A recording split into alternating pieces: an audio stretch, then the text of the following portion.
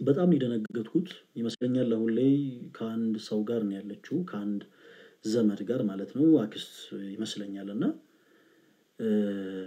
ትላንትና እንዲምላችሁ ለከንቱ ዳስ አይደለም ትላንት በስልክ እያወራኋት ክርስቲያኖችን አንዳንዴ አልችልምና እንባዬ ነው የመጣው ምንም ነገር ሆነ አይደለምና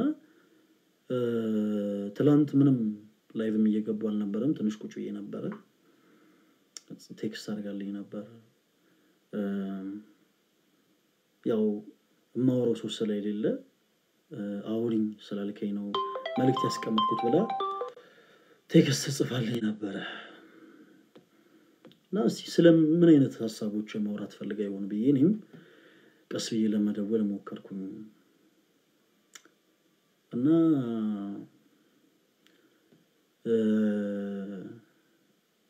እኔ አልቻልኩም በጣም ይቅርታ ተወዳጆች ትንሽ ስሜቴ ስላረጋኝ ነው እንደዚህ የምናገረው ትንሽ ነገር ነው እና ለክሳውራት እንደማንኛውም እርጉዝ የሆኑ ሴቶች የሆነች ትንሽዬ ነገር አምሯት ግን ያንን ነገር ኦፈር ማድረግ አልቻለችም እና ብርቱካን አምሮኝ ብርቱካን ያው መግዛት አልቻልኩኝም ያው እንደዚህ ስለሆነ ነው ምናምን ብላ ትንሽ እንባሲ ተናነቃት እኔ አልቻልኩኝም ስልኩን ዘግቼ ነው ትንሽ አለ አይደለ እንደምንም ተቆጣጣርኩት እና ዛሬ ከተወሰኑ ወንድሞች ጋር ከተወሰኑ አገልጋዮች ጋር ይሄውና ብርቱካን ፈልገን በየቦታው ብርቱካን አለ ግን የሚጣፍጥ ብርቱካን አጣን እየቀመስን ማለት ነው ከቅዳሴ በኋላ ወጣንና ብርቱካን ፈልገን እንደምንም ብለን ገዝተን ምሳብራን በልታ ከዚህ ጭታችን ጋር ተለያየን እና በዚህ ጉዳይ ትንሽ በቤተክርስቲያን ውስጥ የተወሰኑ ወጣቶች አዌርነሱ ቢኖራቸው እንዲህ አይነት ችግር አይፈጠርም ብዬ አሰብኩኝ በዛ ጉዳይ ላወራችሁ ፈለኩኝ ስህተቶች ግን ሳይፈጠሩ ዛሬ ከናንተ ጋር ስለ ትዳር አንዳንድ ሐሳቦችን እናወራ ፈለግን ክርስቲያኖች ወንድሞች ለየትኛውም አይነት በሽታ ቤተክርስቲያን የፈውስ ቦታ ነች ለየትኛውም አይነት በሽታ ለየትኛውም አይነት ደዌ ለየትኛውም አይነት ችግር ቤተክርስቲያን የእረፍት ቦታ ነች ቤተክርስቲያን የሕክምና ቦታ ነች የግድ እናንተ ሳይካትሪስት ጋር መሄድ አይተበከባችሁ ምክንያቱም በእጃችን ያዝነው ወንጌል ለሁሉ ነገር መፍትሄ ይሆነ ስለሆነ ተወዳጆች እሺ ስለ ትዳር አንዳንድ ነገሮችን እናንሳ በቅዱስ ቤተክርስቲያናችን ጥንዶች ሲጋቡ ሁሉ ጊዜም በሰርግ ዕለት ማለት ነው ጥንዶች ሲጋቡ በቅዱስ ቤተክርስቲያናችን የሚነበብ ወንጌል አለ እሱን ወንጌል እንጀምር አንዳንድ ሐሳቦችን እናንሳ እግዚአብሔር ወይ ማረ አማኔ በደንብ አስምሩበት ትዳር ትንሹ ቤተክርስቲያን ነውና በትዳር ህይወት ላይ ብዙ ነገሮች ብዙ ፈተናዎች ይመጣሉ አንዳንድ ጊዜ በትዳር ህይወት ላይ ያሉ ባልም ሚስቶችም ይሄንን ችግር ስርዓት ባለው መልኩ መፍታት ባለመቻላቸው ሁሉ ጊዜ ዞሮ ኪሳራው የቤተክርስቲያን ኪሳራ ሆኖ ያልፋል ትላንትና ምን እንደገጠመኝ ልንገራችሁ እዚሁ ቲክቶክ ፕላትፎርም ላይ ሊያወሩኝ የሚፈልጉ ሰዎችን በተወሰነ መልኩ መልእክቶቻቸውን ለመመለስ ሞክራለሁኝና አንዲት እህት አሁን ላይ ስሟን ልጠራትም አልችል አንዲት እህት በውስጥ መስመር መልእክት ጽፋልኝ ነበርና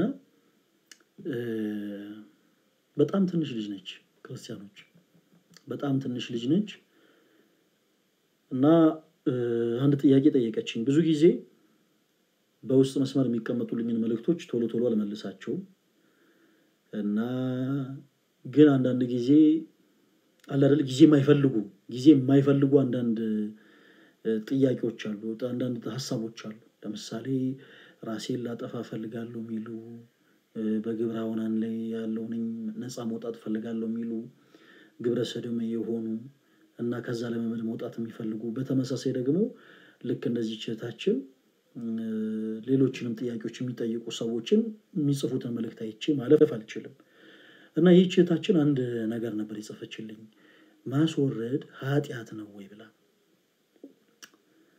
እና እንዲህ አይነት መልእክቶችን ላልፍ አልችልም በውስጥ መስመር መልእክት ጽፌላት ነበር። አው ይሄ ነገር ትክክል አይደለም እና ለምን ከምን አንፃር እንደጠየቀችኝ ስጠይቃት እንዲህ አይነት ነገር እሷ ላይ ተፈጥሮ ነበር። እርግዝና ማለት ነው። ክርስቲያኖች ገና ተማሪ ነች። በጣም የሚገርማችሁ ነገር ገና ተማሪ ነች እና ገና ብዙ ነገር ይቀራታል። ስራ መስራት አልጀመረችም። የራሷን ንብረት አላፈራችም። ቤት እንኳን ተከራይታ መኖር የምትችልበት ሁኔታ ላይ አይደለችም። እና እንዲህ አይነት ነገር ተፈጥሯል።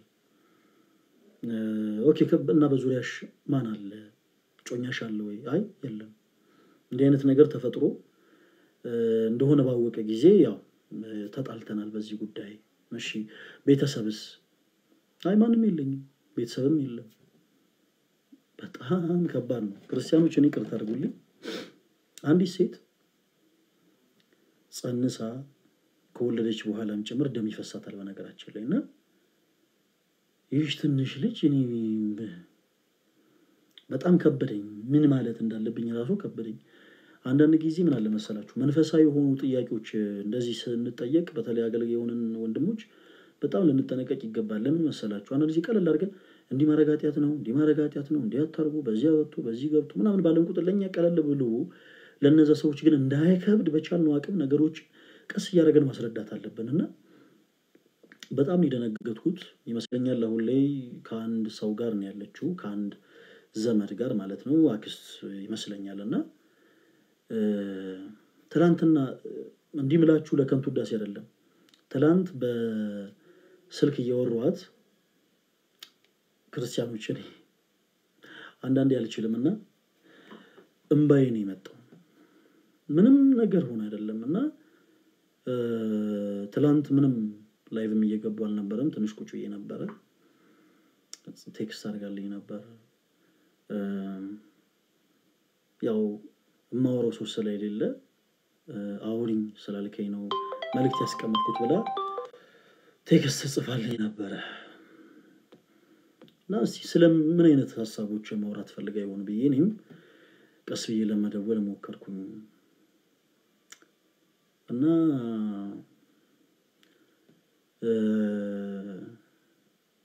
እኔ አልቻልኩም። በጣም ይቅርታ ተወዳጆች። ትንሽ ስሜቴ ስላረጋኝ ነው እንደዚህ የምናገረው።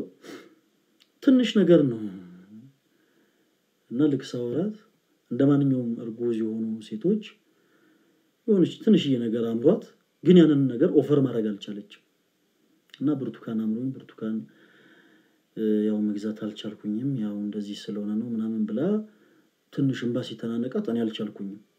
ስልኩን ዘግቼ ነው ትንሽ አለ አይደለ እንደምንም ተቆጣጣርኩት እና ዛሬ ከተወሰኑ ወንድሞች ጋር ከተወሰኑ አገልጋዮች ጋር ይሆናል ብርቱካን ፈልገን በየቦታው ብርቱካን አለ ግን የሚጣፍጥ ብርቱካን አጣን። እየቀመስን ማለት ነው። ከቅዳሴ በኋላ ወጣንና ብርቱካን ፈልገን እንደምንም ብለን ገዝተን ምሳፍራን በልታ ከዚህ ጭታችን ጋር ተለያየን እና በዚህ ጉዳይ ትንሽ በቤተክርስቲያን ውስጥ የተወሰኑ ወጣቶች አዌርነሱ ቢኖራቸው እንዲህ አይነት ችግር አይፈጠርም ብዬ አሰብኩኝ። በዛ ጉዳይ ላወራችሁ ፈለኩኝ። ዛሬ የምናወራው ስለ ትዳር ነው ማለት ነው እና በዚህ አጋጣሚ ተወዳጆች ይቺን እህት የሷን ፈቃደኝነት ጠይቄ አንድ ቀን እንደምንም እዚህ ላይቭ ላይ እንድትገኝ እና እናንተም እንድታግዟት ፈልጋለሁ። እኔ ከልቤ እጅግ በጣም ነው ልቤ ደግሞ ምንም ቢሆን መልካም ስራ ለክፉ ቀን ስንቅ ነው። ሲቀጥል ደግሞ እንዲህ አይነት ነገሮች በጣም ከባዶች ናቸው፣ በጣም ሴንሲቲቭ ናቸው እና እህታችንን እግዚአብሔር አምላክ ያበርታልን። በጣም ብቻዋን ነች፣ በጣም ትንሽ ልጅ ነች። ሰፖርት የሚያረጋት የሚረዳት አይዞሽ የሚላት ሰው የለም። ድንገት ብትታመም የሚያሳክማት ሰው የለም። በጣም ከባድ ነው ያለችበት ሁኔታ እና አንድ ቀን እንደምንም ብለን እቺነታችንን እንረዳታለን። ጌታ መንፈስ ቅዱስ ይርዳል። እንዲህ አይነት ስህተቶች ግን ሳይፈጠሩ ዛሬ ከናንተ ጋር ስለ ትዳር አንዳንድ ሐሳቦችን እናወራ ፈለግን። ክርስቲያኖች ወንድሞች ለየትኛውም አይነት በሽታ ቤተክርስቲያን የፈውስ ቦታ ነች። ለየትኛውም አይነት በሽታ፣ ለየትኛውም አይነት ደዌ፣ ለየትኛውም አይነት ችግር ቤተክርስቲያን የእረፍት ቦታ ነች። ቤተክርስቲያን የሕክምና ቦታ ነች። የግድ እናንተ ሳይካትሪስት ጋር መሄድ አይጠበቅባችሁ ምክንያቱም በእጃችን የያዝነው ወንጌል ለሁሉ ነገር መፍትሄ ይሆነ ስለሆነ ተወዳጆች እስቲ ስለ ትዳር አንዳንድ ነገሮችን እናንሳ በቅዱስ ቤተክርስቲያናችን ጥንዶች ሲጋቡ ሁሉ ጊዜም በሰርግ ዕለት ማለት ነው ጥንዶች ሲጋቡ በቅዱስ ቤተክርስቲያናችን የሚነበብ ወንጌል አለ እሱን ወንጌል አንብበን እንጀምር አንዳንድ ሐሳቦችን እናንሳ እና በነገራችን ላይ ገስት ተቀበላለሁ እሺ በዚህ ጉዳይ ገብታችሁ ማውራት የምትፈልጉ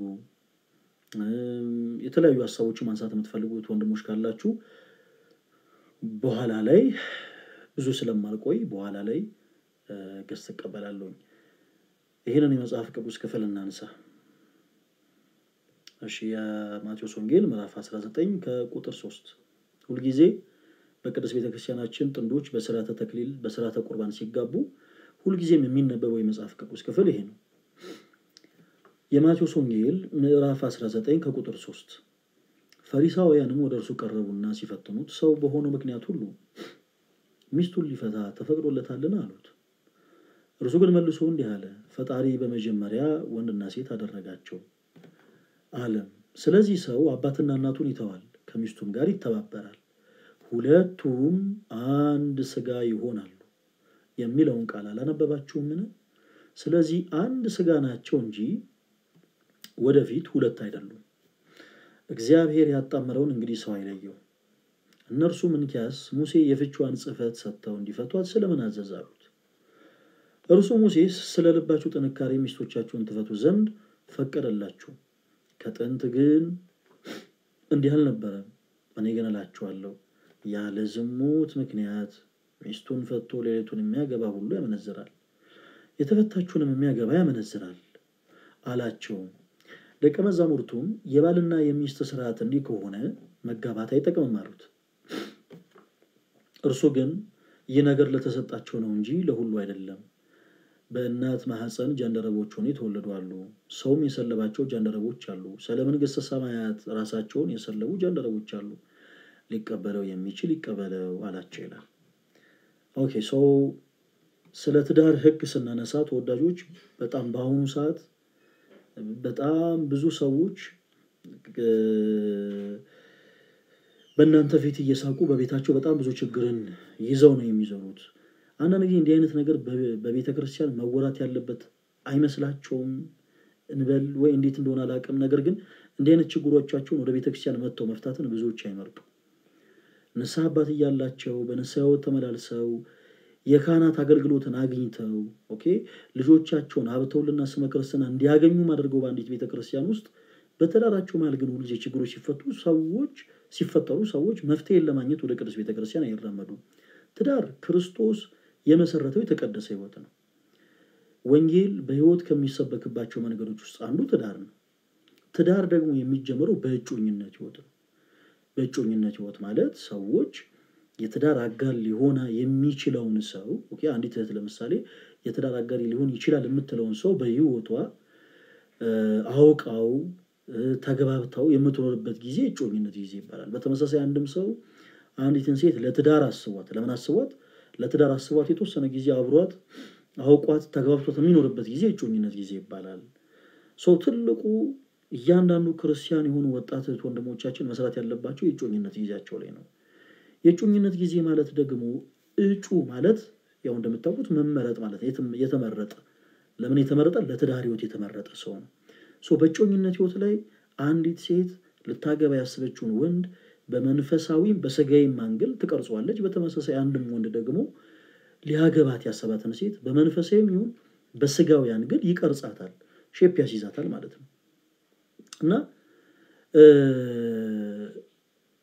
አንዳንድ ጊዜ በእጮኝነት ህይወት ላይ ክርስቲያኖች ወንድሞች እባካችሁ በመጀመሪያ ደረጃ ትልቁ በህይወታችሁ ችግር እንዲፈጠር ትልቁ ምክንያቶች እናንተ ናችሁ ምክንያቱም እንደማታገቡት እርግጠኛ የሆናችሁትን ሰው just በቃ ዝም ብላችሁ ሊሳተው በተለይ በዚህ ዘመን በጣም ከባድ ነው እንደምታውቁት በዘመነ ሰማዕትነት ማለት ለክርስቶስ ደምን በማፍሰስ አጥንትን በመከስከስ ስጋን በመቁረስ ነው በዚህ ዘመን ትልቁ ፈተና በነገራችን ላይ የኑፋቄ ፈተና ሳይሆን የመሲህ ፈተና ነው እናም ክርስቲያን የሆኑ እህቶች ወንድሞች በዚህ ዘመን ራሳችንን አቅበን ከስጋዊ ፈቃድ ከዝሙት ራሳችንን አግልለን ለክርስቶስ ኢየሱስ ተገዝተን ምንኖር ከሆነ የዚህ ዘመን ሰማዕታት ነን። ምክንያቱም ቅድም እንዳልኳችሁ ወንጌል በሕይወት ከሚሰበክባቸው መንገዶች ውስጥ አንዱ ምንድነው ብያችኋለሁ? ትዳር ነው። እና የትዳር ሕይወትን ደግሞ ሰዎች በሕይወት የክርስቶስን ቃል በሕይወት እየኖሩ እየሰበኩ የሚኖሩበት ሕይወት ነው። እናም በእጮኝነት ሕይወት ላይ ሰዎች በጣም ሊጠነቀቁ ይገባል። እህቴ እንደማታገቢው እርግጠኛ ሆንሽውን ሰው በቃ ዝም ብሎ ናፍቀሽኛል ስላለሽ ብቻ ናፍቀኸኛል እያልሽ አትመልሽለት። ፕሊስ እባካችሁን እድሜያችሁንም አትግደሉ፣ የዛንም ሰው ጊዜ አታባክኑ። በተመሳሳይ ወንድሜ አንተም እንደማታገባት ህሊና እየነገረህ በቃ እያወቅከው ጀስት ዝም ብለህ ያልተሰማህን ፊሊንግ እንደተሰማ አድርገህ አትናገር። የእጮኝነት ጊዜ ላይ በጣም ልትጠነቀቁ ይገባል። በቃ ጎበዝ የሆናችሁ ክርስቲያኖች ወንድሞች ምን ማለት ነው? ስንዴውን ከእንክርዳድ የምትለዩበት ጊዜ ነው ማለት ነው። ሰርክላችሁ የምታጠቡበት ጊዜ ነው። ያ ካልሆነ ግን መኖሪ ልንገራችሁ ወይ በእጮኝነት ጊዜ መጨረሻው አካባቢ ላይ ወይም ደግሞ በትዳር ሕይወት ላይ ችግር ይፈጠራል። ያ ነገር እንዳይፈጠር የእጮኝነት ጊዜ ላይ ያስፈልጋል። በእጮኝነት ሕይወት ላይ ሰዎች ይቀራረጻሉ ብያችኋል። ለምሳሌ ወንድሜ አንተ እጮኛ አድርገህ ያስካተን ሴት በቻልከው አቅም በደንብ ልትቀርጻት ይገባል። ከመንፈስ አንግል ሊሆን ይችላል፣ ከስጋዊ አንግል ሊሆን ይችላል። ለምሳሌ እጮኛ ሆነች ሴት ስራን የማትሰራ ከሆነ ወይም ደግሞ ትምህርትን የማትማርም ከሆነ መልካም የሆኑ ነገሮች በአጠቃላይ አንተን ሼፕ ልታደርግ የሚገባው ወደፊት ትዳር ሲኖራችሁ ሁሉም ነገር የጋራ ስለሆነ ወጪውም ትርፉም ኪሳራውም ጥቅሙም ሁሉም ነገር የጋራ ስለሆነ ገና ከሆኑ ሼፕ ልታረጋት የሚገባው ስራ እየሰራች አይደለም፣ ስለዚህ ስራ መስራት አለባት። ስራ መስራት አለባት ብለህ ብቻ ሐሳብ መስጠት ሳይሆን አሁን ላይ ስራ የላትም ስራ እንድትሰራ ምን ላደርግ ብለህ ደግሞ እሷን ማገዝ አለብህ ነው ባጭሩ። ትምህርት መማር ካለባት ትምህርት እንድትማር ሐሳብ መስጠት አለብህ፣ እንድትማር መጣር አለብህ እና ደግሞ ሌሎችም ወዘተረፈ። በተመሳሳይ በመንፈሳዊ ሕይወትም ደግሞ እጮኛ አድርገህ ያስካት ሴት በመንፈሳዊ ሕይወት ደካማ ከሆነች አንተ ያወቅከውን እውነት እንድታቂ ማድረግ ክርስቲያን ግዴታ አለብህ። በተመሳሳይ እህቴ አንቺም ልክ እንደዛው በጣም በሚገርም ሁኔታ እኔ አሁን ላይ አንዳንድ ጊዜ ራሳችሁ ትልቁን ጥፋት ታጠፉና ማለት ሰርክላችሁን ታሰፉና ማንም እየመጣ በሕይወታችሁ ተጫውቶ ከሄደ በኋላ ተበደልኩኝ የሚል ድምጽን ብዙዎቻችሁ ታሰማላችሁና የጮኝነት ሕይወት ላይ ጥንቃቄ ይደረግ። አንድ እሱ ሲቀጥል በትዳር ሕይወት በዚህ ያነበብነው የማቴዎስ ወንጌል ምዕራፍ 19 ከቁጥር 3 ጀምሮ እንዳነበብነው ተወዳጆች በትዳር ሕይወት ላይ ባልና ሚስት አንድ ናቸው ማለት የሚስት ስጋ የባል ነው፣ የባልም ስጋ ደግሞ የሚስት ነው። ስለዚህ በሁሉም ነገር ልትገባቡ ይገባል። ይሄ ዘመን ያመጣው ነው ወርድ አለ ነው ትቀናለች ምናምን አንቺ ሜልሽ በየቦታው ይቀናል ምናምን ፕሊስ እባካችሁ መብቷ ነው ወንድሜ። በትዳር ሕይወት ላይ የኖራችሁ ከሆነ ለምሳሌ እገሌ የሚባል ሰው አይቀፍህ ደስ አላለኝም ካለች መብቷ ነው። የቤተክርስቲያናችን ሊቅ ቅዱስ ዮሐንስ አፈወርቅ የባል ስጋ የሚስትም ስጋ ነው፣ የሚስትም ስጋ ደግሞ የባል ስጋ ነው ይላል። ስለዚህ ያንተ ስጋ ያንተ ብቻ ሳይሆን የሷም ጭምር ነው። ካገባት በኋላ በትዳር ሕይወት ከተዋሃዳችሁ በኋላ ያንተ የለበስከው ስጋ ያንተ ብቻ ሳይሆን የሷም ጭምር ነው። በትዳር ሕይወት አንድ ሆናችኋል። በክርስቶስ ኢየሱስ ቅዱስ ስጋና ክቡር ደም ታተማችኋል። በቅዱስ ስጋና በክቡር ደሙ አንድነትን ፈጽማችኋል ማለት ነው። ያ የለበስከው ያንተ ስጋ ከዛ በኋላ ያንተ ብቻ አይደለም የሷም ጭምር ነው። በተመሳሳይ እሷም የለበሰችው ስጋ ደግሞ አንቺም እህቴ የለበሽው ስጋ ያንቺ ብቻ ሳይሆን የባለቤትሽም ጭምር ነው። ስለዚህ ሰዎች ነው ገሌ የሚባል ሰው ሰላም የሚልበት መንገድ ደስ አላለኝምና በቃ ነው አልፈልግም ካለ ልታዳምጩ ይገባል። ያንን ሐሳቡ ልትቀበዩ ይገባል። ይሄ ዘመን አመጣሽ የሆነ ነገር ፕሊስ አታደርጉ። ሌላ ደግሞ ማንሳት እንፈልገው ነገር ምንድነው? ገመና ሸፋኞች ነው። በጣም በዚህ ዘመን የሚያስጠላው ትልቁ ነገር በተለይ ጓደኛ የሆናችሁ ወንድሞች በዙሪያችሁ ያሉ በትዳር ሕይወት የተጣመሩ ሰዎች መተው የትዳራቸውን ገመና ሲነግሯቸው ገስጿቸው። ወንድሜ አንተ ያገባ ሴት ሁሉ ነገር ነች። በሥርዓተ ቤተ ክርስቲያን ጥንዶች እጆቻቸውን ወንጌል ላይ አድርገው ነው በነገራችን ላይ ቃለ መሐላ የሚፈጽሙት። እኔ ገብረ ሕይወት ወለተ ማርያምን የሕግ ሚስት ሆነኝ ዘንድ ወድጄ ፈቅጄ ተቀብያታለሁ። ስለዚህ በሕመሟና በሐዘኗ ጊዜ በድካሟና በችግሯ ጊዜ ከእርሷ አላለለይ ካጠገቧ አልዋሉ በኦርቶዶክስ ቤት ጉባኤ ፊት ቃሌን በማላ ሰጣለሁ ብለን የምትመለው እህቴ አንቺን በተመሳሳይ ልክ እንደዛው ነው የምትመኝ። ስለዚህ በጣም እንዲህ አይነት በጣም ጥንቃቄ ያስፈልጋል። በጣም ትዳር ማለት ቅድም እንዳልኳችሁ ወንጌል በሕይወት የሚሰበክበት ሕይወት ነው። አንድ ናችሁ። ገመና ሚስት የምንም አይነት ድክመት ይኖርባት ሮጥ ሄደ ለቤተሰቦች ፕሊስ አተማ በጣም ይሄ ዝርክርክነት ነው ነገራችን ላይ ክርስትናንም አለማወቅ ሚስት ችግር ካለባት በርህን ዝጋና ቁጭ አድርገ ነገራት ካስከፈ አንተ ቅር ያለህንም ነገር ችግር የሆነባትንም ነገር እያንዳንዱ ነገር ነገራት ሚስት ነች ባለቤት ነች በተመሳሳይ ያንቺም የባለቤትሽን ገመና ወጣሽ ለዘመዶችሽ ለቤተሰቦችሽ ለሌሎችም ሰዎች ፕሊዝም አይነገር ይሄንን ሚስጥር ቤተክርስቲያናችን እንዴት ታስተምራለች መሰላችሁ ቤተክርስቲያን ውስጥ ምዕመናን የሚቆሙበት ቦታ አለ በተመሳሳይ ደግሞ ካህናት የሚቆሙበት ቦታ አለ ካህናት የሚቆሙበት ቦታ ላይ ምዕመናን እንደማይቆሙ ሁሉ በተመሳሳይ በባልና ሚስት መኝታ ቤት ውስጥ ከባልና ሚስት በስተቀር ማንንም ሰው መቆም አይችልም ምን ማለት ነው ወደ እነሱ ህይወት ማንንም ሰው መግባት አይችልም ልክ ካህናትና ዲያቆናት በሚቆሙበት መቅደስ ውስጥ ምዕመናን የሆኑ ሰዎች ዘቡ ብለው መግባት እንደማይችሉ ሁሉ በተመሳሳይ በባልና ሚስት ጉዳይ ላይ ማንንም ሰው ዝም ብሎ ዘው ተብሎ አይገባም ያንን ማድረግ የለባችሁም በተለይ በትዳር ህይወት ላይ ያላችሁ እህቶች ነው የፈለገ ይሁን በቤታችሁ ምንም አይነት ችግር ቢፈጠር በሮቻችሁን ዘግታችሁ ነው ልትወሩ የሚገባው እንጂ በፍጹም ቤታችሁን ገመና በአደባባይ ፕሊስ አታውጡት እባካችሁ ሲቀጥል ግን በትዳር ህይወት ውስጥ ሰዎች በጣም ዊርድ በሆነ መልኩ በጣም ጥቃቅን በሆነ ነገር ፍቺን ይፈጽማሉ እና ይሄ በቤተክርስቲያን እንዴት ተደርጎ ይታያል ሲባል ፍጹም ስህተት ነው ማንንም ሰው ትዳሩን ያለ ዝሙት ምክንያት መፍታት አይችልም በዚህ ቀደም ባነበብነው የመጽሐፍ ቅዱስ ክፍል ጌታችን መድኃኒታችን ኢየሱስ ክርስቶስ ያለ ዝሙት ምክንያት ሚስቱን የፈታ ሚስቱን አመንዝራ አድርጓታል ነው የሚለው የተፈታችሁንም ደግሞ ያገባ እርሱ ራሱ አመንዝራ ነው ይላል ስለዚህ በትዳር ህይወት ላይ ሰዎች ያለ ዝሙት ምክንያት ምንም አይነት ችግር ቢፈጠር ትዳራቸው መፍታት የለባቸውም ትዳር ተቋም ነው በወንጌል በህይወት የሚሰበክበት አንዱ ህይወት ነው እና ክርስቶስ የመሰረተውን ይሄን ደግሞ ምክንያት ቀዳሚ ትግነች በነገራችን ላይ ትዳር ስለዚህ ይሄንን ህግ ደግሞ ማንንም ሰው ያለ ዝሙት ምክንያት ሊያፈርሰው አይገባም እግዚአብሔር አምላክ በጮኝነት ላይ ያላችሁ ወንድሞቻችንን የጮኝነት ህይወታችሁን ይባርክላችሁ ትዳር ያላችሁ እህት ወንድሞቻችንን እግዚአብሔር አምላክ ትዳራችሁን የአብርሃምና የሳራን የይስሐቅና የረብቃን ትዳር እንደባረከ እናንተንም ትዳር ይባርክላችሁ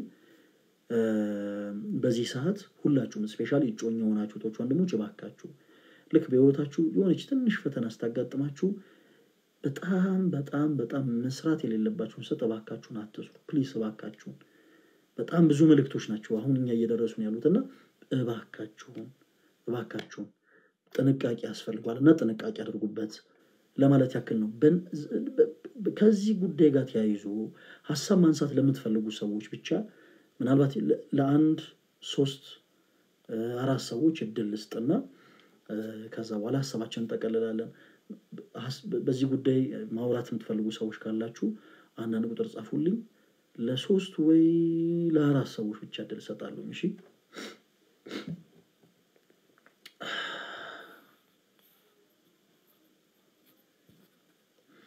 አንዳንድ ሰው ላስገባ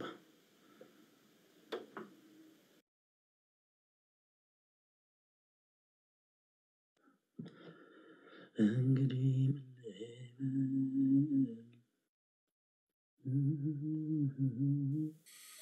ሰላም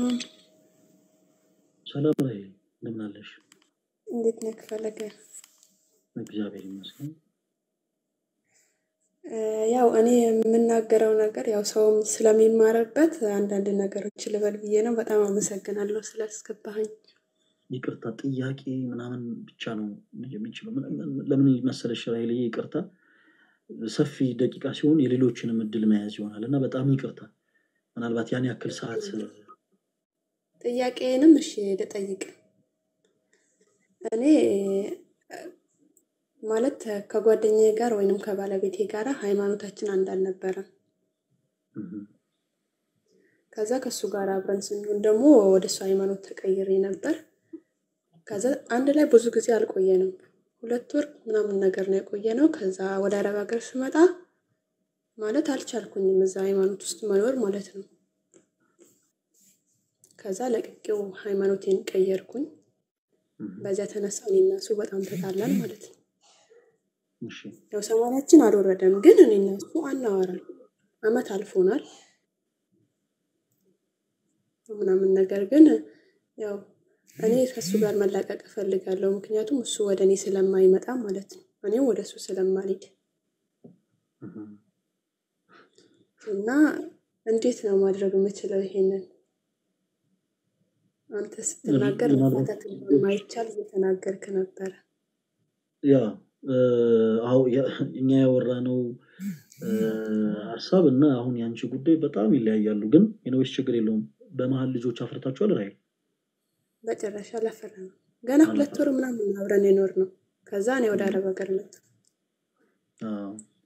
እኮ ትዳርስ መስረታችኋል ትዳር ማለት ህጋዊ የሆነ ትዳር መስረታችኋል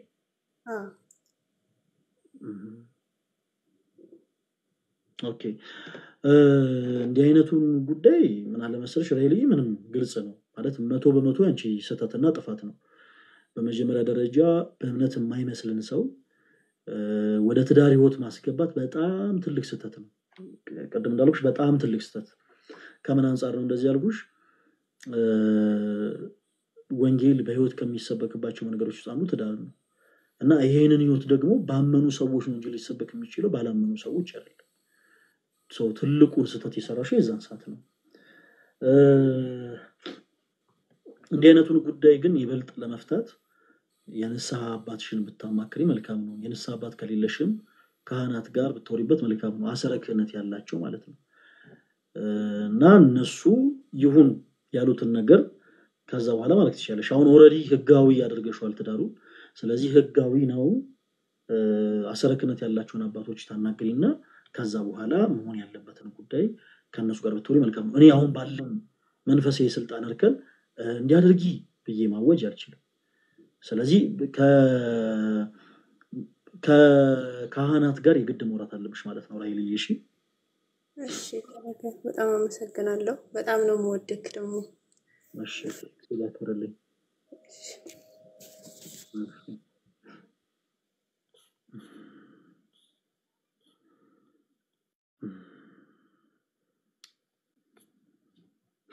እንግዲህ ምን ልበል እንግዲህ ምን ላውራ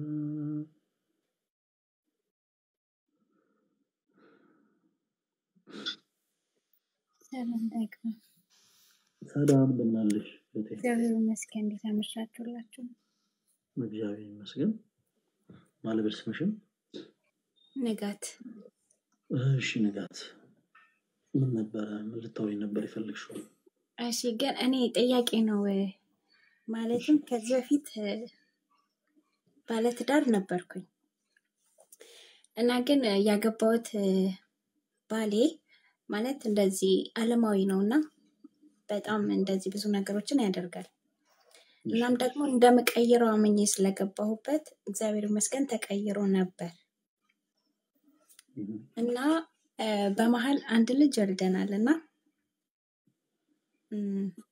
ልጄ እኔ ጋር ነበረች ማለት እኔ ራሴ ነበር ማሳድጋት ጦት ካስቆምኳትም በኋላ ለናቴ ልስጣትና እኔ ስራ ልስራ እናም ደግሞ ህይወታችንን እናሻሽል አልኩትኝና በዛ ተስማምተን ለናቴ ሰጣዋት እሺ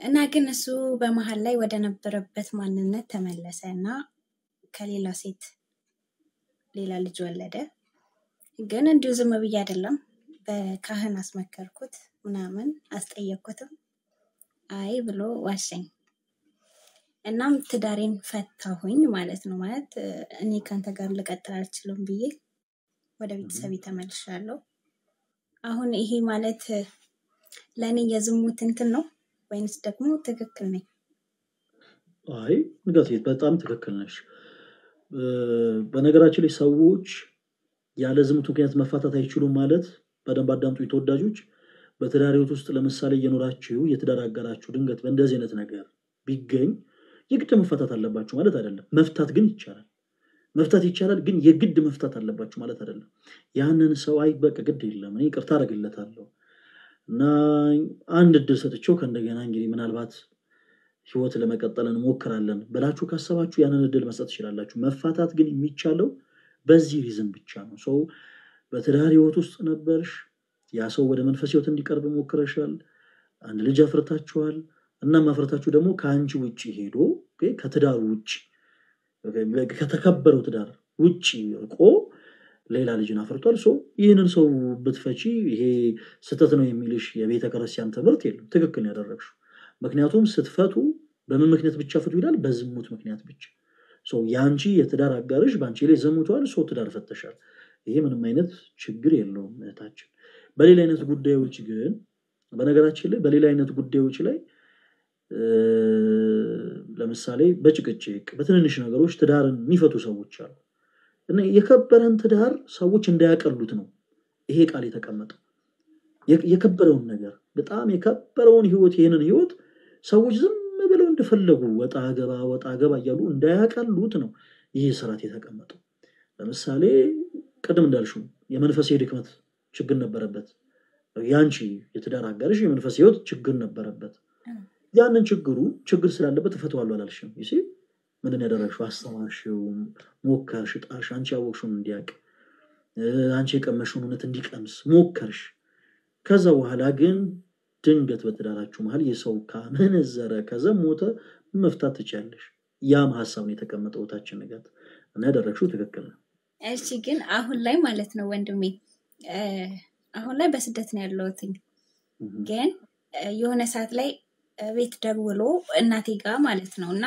ይቅርታ ልጠይቃ ተፈልጋለሁኝና አብሬ ተመልሼ ከሷ ጋር ልሆን እፈልጋለሁ የሚልም ጥያቄ እንትን ሲል ቁጥሩን አላቀውም ሁሉ ነገሩን አጥፍቻለሁ እና ቁጥሩን ተቀብዬ ላወራው እንትን አልኩኝና ሳወራው በቃ የበደልኩሽ ጥፋቴ ሁሉ ገብቶኛልና ይቅር ብለሽኝ አንድ ድል ሰተሽኝ ድጋሚ ከኔ ጋር እንድትሆኝ ሲለኝ ድጋሚ ወደ ኋላ መመለስ አልፈልግም ግን እኔ ላይ የበደልከውን እኔ ላይ ያጠፋኸውን ጥፋት በሌላ ሴት ሳትደግም ህይወት ጀምር ብዬ መለስኩለት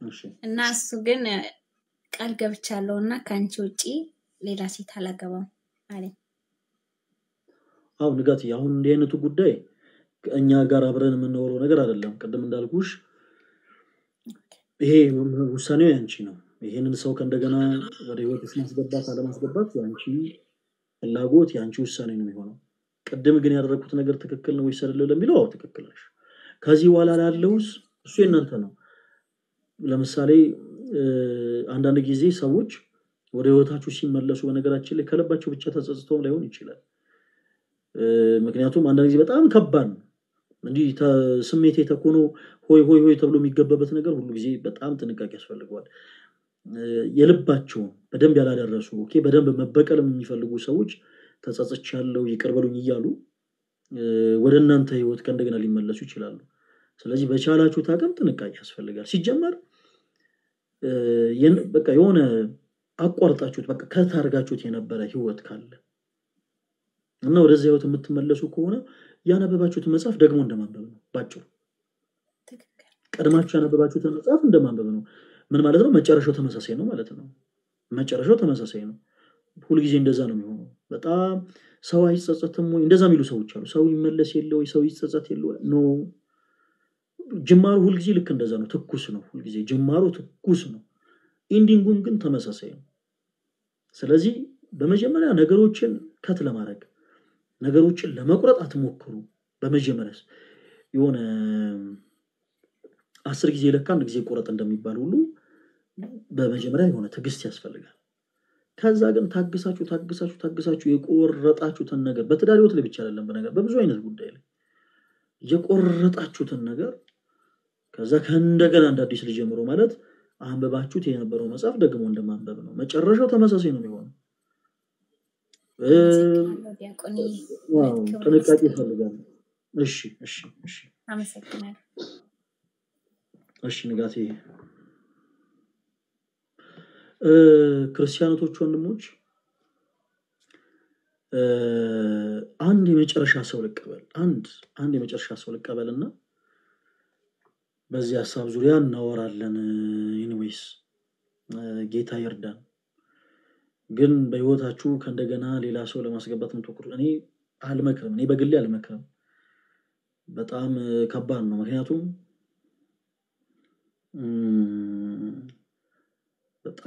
በጣም ከባድ ነው አይዶን ነው ሲና እንግዲህ እናንተ ታውቃላችሁ ከመንም በላይ ኢንዌይስ እንግዲህ ምን ልበል እንግዲህ ምን ላውራ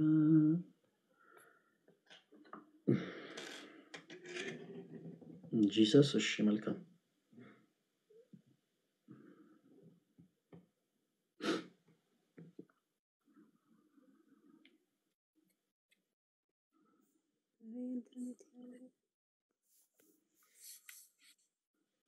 ሰላም ወንድም እንዴት ነህ ይሰማል እንደምን አለሽ ታችን ሰላም ኢንተርኔት ጥሩ ኢንተርኔት የለኝም አይሰማም አሁን ይሰማል በቅድሚያ ሰላም ብያለሁ እሺ ታችን እንደምን አለሽ ፋኖስ እኔ ግን እግዚአብሔር ይመስገን እኔ ነኝ እኔ ጥያቄ ለመጠየቅ ሳይሆን ያልከው ሐሳብ ላይ አንዳንድ ነገሮች ለማለት ፈልጌ ነው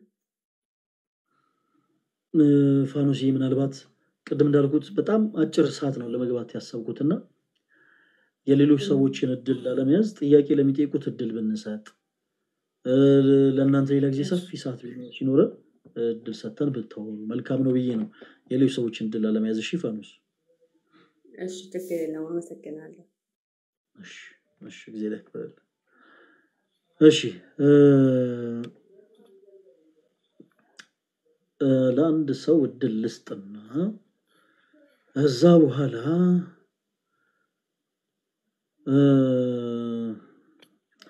እንግዲህ ፎይም ከፍቷል አይደል ጋይስ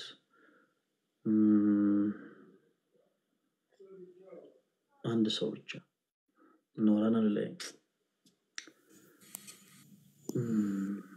ሰላም ወንድሜ እንዴት አመሸህ እሺ ሰላም እንደምን አለሽ እግዚአብሔር ይመስገን ሰላም ነው እግዚአብሔር ይመስገን ያው ስለ ትዳር ጉዳይ ስላነሳ ለማከረ ፈልጌ ነበር እሺ በትዳር 13 አመት ቆይቻለሁ አብሬው ማለት ነው እና የ7 አመት ልጅ አለን አሁን ላይ 8ኛ አመቱን ይዟል ማለት ነውና 13 አመት ብቻ ሳይሆን ያው ከዛም በላይ ያለውን እድሜን ከሱ ጋር ነው የጨረስኩትና ቅድም ደግሞ ስታስተምር ባላችን ወይ ሚስታችን አትሙ ስላልክ ዝም ብዬ ከላይ ያለው ልንገርህ ብዬ ነው እና ባለቤቴ በጣም ሱሰኛ ነው ከሱሰኛም ውጪ ደግሞ ዱላም አለው ብዙ ነገሮች አሉና ብዙ መስዋዕትንም ከፍዬ ወደ ቤተክርስቲያንም ወሰድኩት ጸበልም ወሰድኩትኝ እስቲል ሃይማኖት የማይፈቅደውን ነገር ሁሉ ቤተሰብ የማይፈቅድልኝ ነገር ሁሉ ሄጄ ሞከርኩት ግን እሱ ምንም የሚረዳኝ ሰው አልነበረም ምንም ነገር ቢሆን ከሱሱ ውጪ ማንንም አይሰማም ነበር እኔንም ልጄንም ቤተሰቡንም የሚሰራው ሰው አልነበረምና አሁን ከተለያየን 2 አመት ሆኖናል ማለት እኔ በቃኝ ብዬ ከወጣሁ ማለት ነው ግን እሱ አሁንም በልቡ እንዳልፈታኝ ነው ለሰው የሚናገረው ማለት ነው አሁን እኔ እሱን ብፈታውና የራሴን ህይወት ብኖር ኃጢያቱ ምንድነው ጥፋቴ የቱ ጋር ነው ቢያንስ የልጅነት ወዜን ጨርሻለሁ እሱ ጋር የህይወቴን ግማሽ እድሜን ግማሽ እሱ ጋር ነው ያሳለፍኩት ለሱ ብዬ የማይጠበቅ እግዚአብሔር የማይፈቅደውን ሃይማኖት የማይፈቅድልኝን ቦታ ወርጄ ገንዘብ ለማግኘት ጎዳና ላይ ሁሉ ወጥቼ ብዙ መከራዎችን አሳልፌያለሁ ከሱ ጋር ማለት ነው ማለት እዚህ ሚዲያ ላይ የማይነገሩ ነገሮችን ሁሉ ነው ያሳለፍኩትና መጨረሻው ግን ምንድነው እኔን አካሌን ማጉደል ጥርሴን ማርገፍ እጄ በሱ ምክንያት ሰባራ ነው አሁን እጄ አይሰራም ግን ያለው ሰው ሀገር ነው እና እስቲል አሁን ራሱ ማለት ነው እስቲል አሁን እየደወለ የሚያስጠላ ስድብ ከባል የማይጠበቅ ስድብ ቆሻሻ ስድቦችን ነው የሚሰድበኝ ስልክ ስራ ላይ ሆኜ ልጄ ደግሞ ያለው እሱ እናት ጋር ነውና ልጄ ምን ሆኖ ነው ብዬ ደንግጬ ስደውልለት የሚያስጠላ ለቃሉ በጣም ይቅርታ ወንድሜ ሻርሙጣ ቆሻሻ የሚባል ስድብ ነው የሚሰድበኝና ይሄን ሁሉ ችዬም በፊትም እዚህ አረብ ሀገር ሰርቼ 4 አመት ሙሉ ሰርቼ አንድ ብር ሳይኖረኝ ህይወት ይኖረናል ትዳር ይኖረናል ብዬ እያንዳንዱን ገንዘብ በአካውንት አስገብቼለት ኢትዮጵያ ስደርስ ግን ከኤርፖርት እንኳን እኔ ነኝ ታክሲ ከፍዬ ቤት ሄድ ነው ማለት ነውና ኮንዶሚኒየም የቆጠብኩትን ኮንዶሚኒየም አውጥቼ ነው በዓልን ያከበርኩት ከሱ ጋር ሆኜ ማለት ነውና ይሁን እሺ ይሄም ደግሞ ያልፋል ብዬ እንዳድስ እንደገና ደግሞ ከመሬት ተነስቼ ከፍ ስል ደግሞ ማሳ ሁሉ እንደወንድ ገብቼ ማሳ ሁሉ ገብቼ ህይወቴን በቃ ካውሬ ጋር ጫካ ውስጥ ገብቼ ሁሉ ለፍቼ አሁን ላይ ግን እሱ ለኔ ያለው ምላሽ ምንም አይነት በቃ ይሁን 5 ሳንቲም ክብር የማይሰጠኝ ማለት ነው።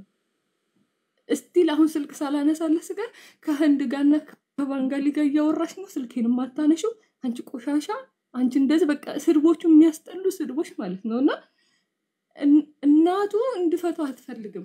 እናቱ በጣም መልካም ሴት ናት። ልጄን ይዛ አሁን በዚህ ኑሮ ውድነት ልጄን ይዛ የኔን እጅ እየጠበቀች ስራ ለማግኘት በ60 ምናምን አመቷ ስራ ለማግኘት ደላላ ጋር እየሮጠች ያለች እናት አለችውና እናቱን በጣም ነው መወዳት በጣም ነው ማከብራት። እሱ ግን ያ ምንም አይታየው ማለት አሁንም እስቲል የኔን እጅ ነው የሚጠብቀው የኔን ገንዘብ ነው እየተቀበለ ያለው የኔን ገንዘብ ነው እየበላ ያለውና በዚህኛው በኩል ደግሞ ቤተሰቤን አጥቻለሁ። 13 14 አመት ሙሉ ከወንድሞቼ ጋር ልነጋገርም ይሄን ሰው ለምን አገባሽ ህይወትሽን ያዘበራርቀዋል ተብዬ ማለት ነው። ግን የመጀመሪያም ስለነበረ ማንንም አልሰማሁም ነበር። ግን ይሄንን መከራ ከፈለችልኝ ብሎ እሱ ምንም አይነት ክብር እየሰጠኝ አይደለም ከመርገጥ ከማንቋሸሽ ውጪ ማለት ነው። እስቲል ስንጣላ ፌስታልን ይዞ ነበር ከቤት የሚያስወጣኝ ማለት ነው። እና ይሄውም ሆኖ ደግሞ ተመልሼ ወደሱ ነው የሄድኩት። ምክንያቱም እዛ ጋር ቤተሰቤ ጋር ተቋርጧል ግንኙነቴ ተቋርጧል ከእናቴ ከአባቴ ከቤተሰቦቼ ጋር ተቋርጧል ግንኙነቴ። ስለዚህ ያለኝ ቀሪ እሱ ብቻ ነው ብዬ ህይወቴን ሙሉ ለሱም ሰጥቼው ምንም የሚመለስ ሰው አይደለም።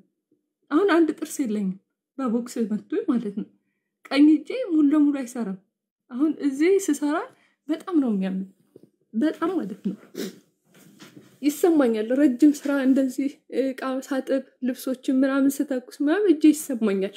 ያ ምንድነው ከደረጃ ላይ ወሩሮኝ በጀርባዬ ወድቄ እጄን የደረጃው ጠርዝ መቶኝ ማለት ነው። ሁለቱ ጣቶች ወልቀው በህክምና ነው የተመለሱት። ይሄም ሆኖ አልተውኩትም ምንም አማራጭ የለኝም ነበር ወንድሜ እና ወንድሞቼን ሁሉ አጥቼ ቤተሰቤን ሁሉ በሱ ምክንያት አጥቼ አሁን ስፈታው ግን እኔ ማስፈራራት ነው የጀመረው ማለት ያው ሴትነት ከባድ ነውና ከሱ ጋር በነበርኩ ሰዓት የነበሩ ቪዲዮዎችን ያስፈራራኛል። ልጃችንን ረስቶታል እዛ ጋር ገባ አይደል በቃ እያንዳንዱ ነገር ለሱ የገንዘብ መቀበያ ነው ያደረገኝ እኔን ማለት ነው። ይሄን ያክል ገንዘብ ካለሽ እንደዚህ ነው ማረግሽ ይሄን ነው የምለቀው። ይሄንን ማክል አመት ከሱ ጋር ኖሬ ተጨቁኝም ምንም አይነት ግድ አይሰጠውም ለኔ ማለት ነው። ግድ ምንም ማለት ነው የፈለገ ነገር ቢሆን ለኔ ይሄን መስዋዕት ከፍላለሽ ብሎ አያስብም። ግን እናትየው አሁንም እንዳለ ነው የምታስበው ትዳራችን እንዳለ ነው። እኔ ግን ወደዚህ ሀገር ስመጣ የመጨረሻ ተስፋዬን ቆርጬ ነው የወጣሁት ማለት ነው።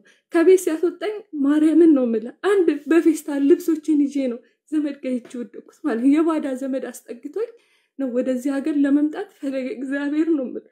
እግዚአብሔር የማይወደውን ሆቴል ገብቼ ነው ለዚህ ሀገር ለመምጣት ብር ያጠራቀምኩት ማለት ነው። ለምርመራም ሆነ ለየትኛውም ነገር ሆቴልስ ገብቼ ነው ገንዘብ አግኝቼ ወደዚህ ሀገር የመጣሁት። ምንም አልነበረኝም። ሳስበው ልጄም ደግሞ እናቱ ስራ የላትም። ልጄም ትምህርቱን ሊያቋርጥ ነው። እናትየዋም ደግሞ እኛን ብላ ጎዳና ልትወጣ ነው።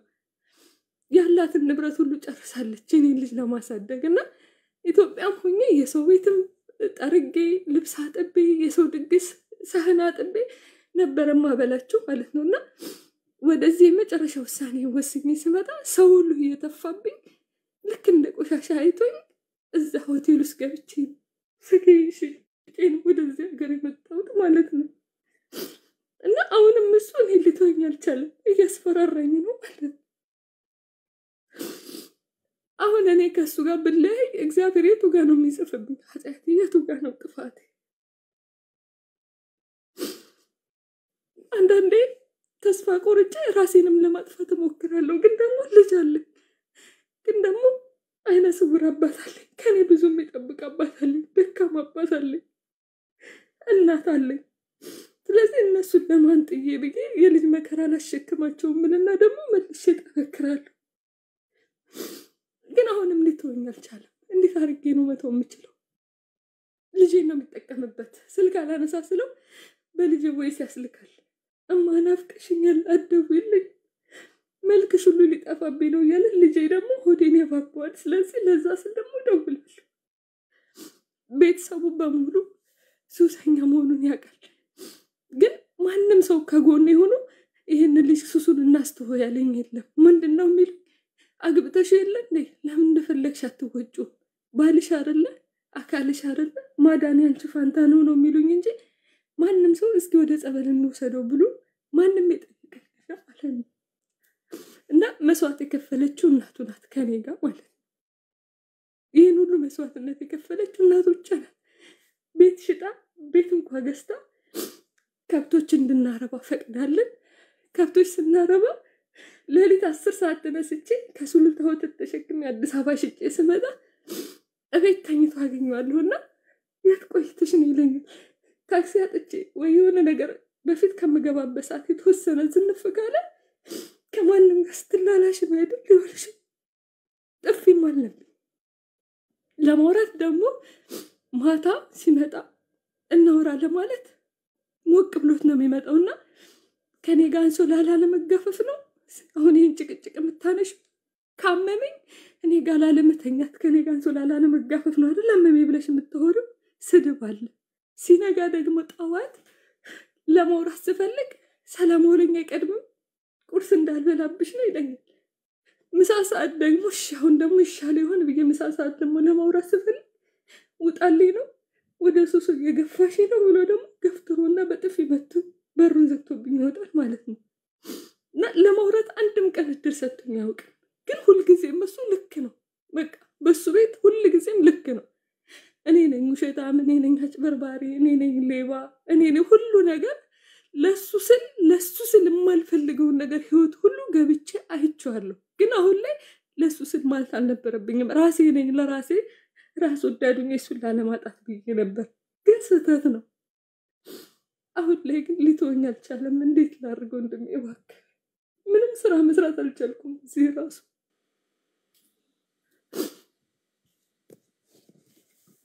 አይዞሽ እህቴ። ማን ነበር ስምሽ? ይቅርታ። ሰርካለም። እሺ ምናልባት መናገር ካልፈለግሽ ብዬ ነው። ችግር የለውም። እሺ ክሪላ ሰርኪ በመጀመሪያ ስላወኩሽ በጣም ደስ ብሎኛል። ክርስቲያኖች ወንድሞች ማለት እንዲህ አይነት ላይቮችን የከፈትኩት በምክንያት ነው። ማለት እንዲህ አይነት ችግር በጣም ብዙ ቦታዎች ይኖራሉ እና ምናልባት ተናግረው እንኳን የሚቀላቸው ካሉ ሀሳባቸውን ለማዳመጥ ብለን ነው ላይቭን የከፈትነው። ሰርኪ በመጀመሪያ ስላወኩሽ በጣም ደስ ብሎኛል እና በመጀመሪያ ደረጃ ለነገርሽ የምፈልገው ነገር በጣም በጣም በጣም ብርቱ እህት ነሽ። በጣም ብርቱ ሴት ነሽ። ማንም ሰው መታገስ የማይችለውን ነገር የታገሽው እንዲህ አይነት ጉዳዮች ላይ እንደው ትዳሬን ድንገት በፈታ የሰተት በፍጹም ሊሆንም አይችልም። ሊሆንም አይችልም ብቻ ሳይሆን ሲጀመር በእንዲህ አይነት ሲቹዌሽን ላይ ሆነሽ የለም ትዳርሽን እንዳትፈች የሚል ሰው በራሱ ጤናማ አይደለም ነው ባጭሩ። ምክንያቱም እንዲህ አይነት ህይወት ቀላል ነገር አይደለም። ይሄ አሁን ቀደም ከነበረው መጽሐፍ ቅዱስ ላይ የሚገናኝ አይደለም። ለነፍስ ሁሉ የሚያሰጋ ነው። ሰርኪ አሁን ይሄ ያወራሽ ያለሽው ነገር ለነፍስሽ ሁሉ የሚያሰጋ ጉዳይ ነው። ሲጀመር አንድ ሰው ለነፍሱ ስጋት እያለበት የግል ደህንነት ሳይሰማው ትዳር የተባለን ህይወት ኑር ይባላል ወይ? በፍጹም። በመጀመሪያ ትልቁ ነገር ደህንነታችን ነው። በነገራችን ላይ ደህንነትሽን አጥተሻል፣ በጣም ጥቃት ይደርስብሻል፣ ድብደባ ምናምን፣ ይሄ ሁሉ ወንጀል ነው።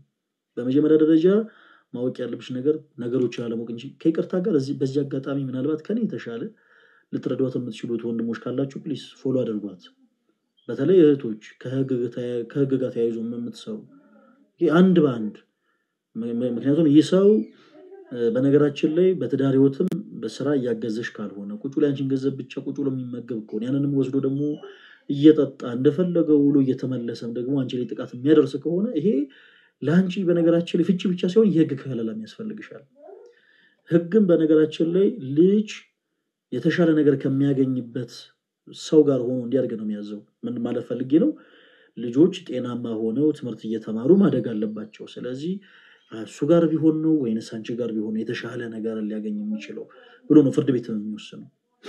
እና የእንዲህ አይነት ጉዳዮች ላይ እኔም አሁን በግሌ ታገሽ ብዬ አልመክርም። እንዲህ ስንል ግን በጣም ጥንቃቄ ያስፈልጋል። እንዲህ ስንል ግን ምናልባት ከዚህ ደግሞ መለስ ባለ ሁኔታ ላይ ያላችሁ ጥንዶች ካላችሁ እናንተ ደግሞ ስሜት የሆናችሁ ደግሞ ትዳራችሁን ፍቱ ማለት አይደለም። ለምሳሌ ዱላ ሳይኖር ግን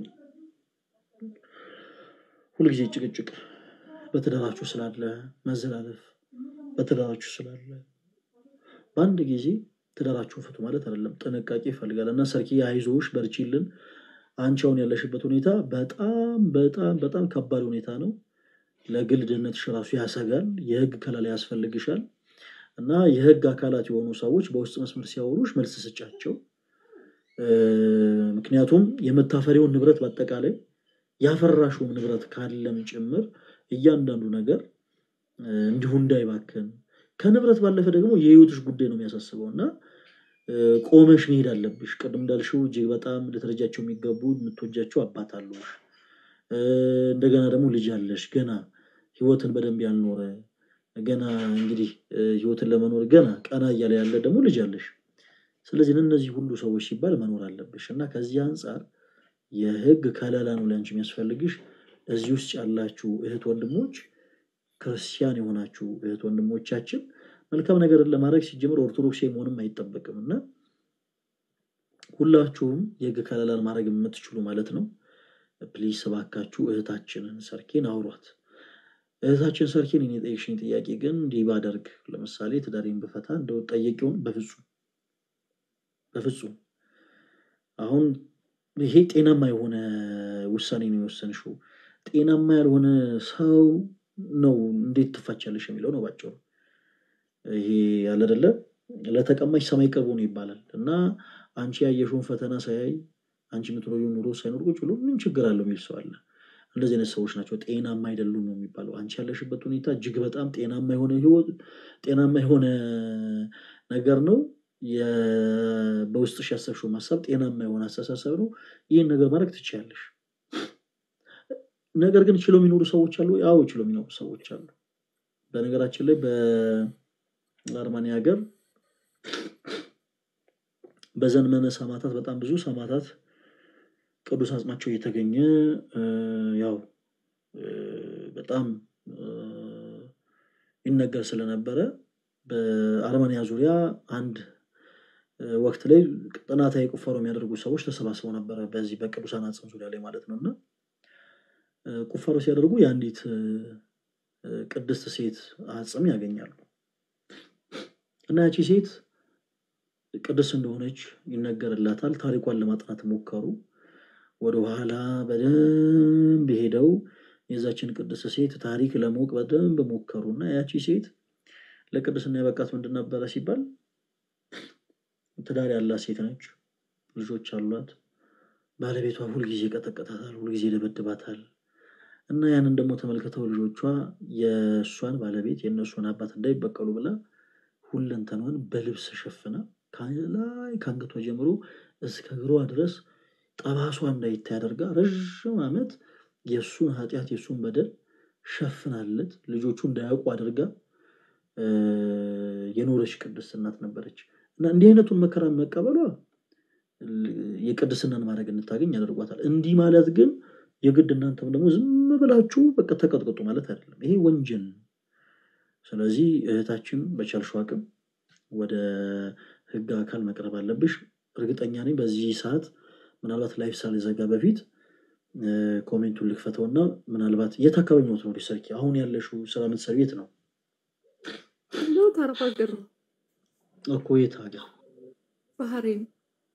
ባህሬን በቃ ስለዚህ ባህሬን ያላችሁ እህት ወንድሞች ካውንስሊንግ በህግ ዙሪያ እያንዳንዱን ነገር ልታማክሯት የምትችሉ ካላችሁ ደግሞ ኢትዮጵያ ውስጥ በውስጥ መስመር ፎሎ አድርጓት።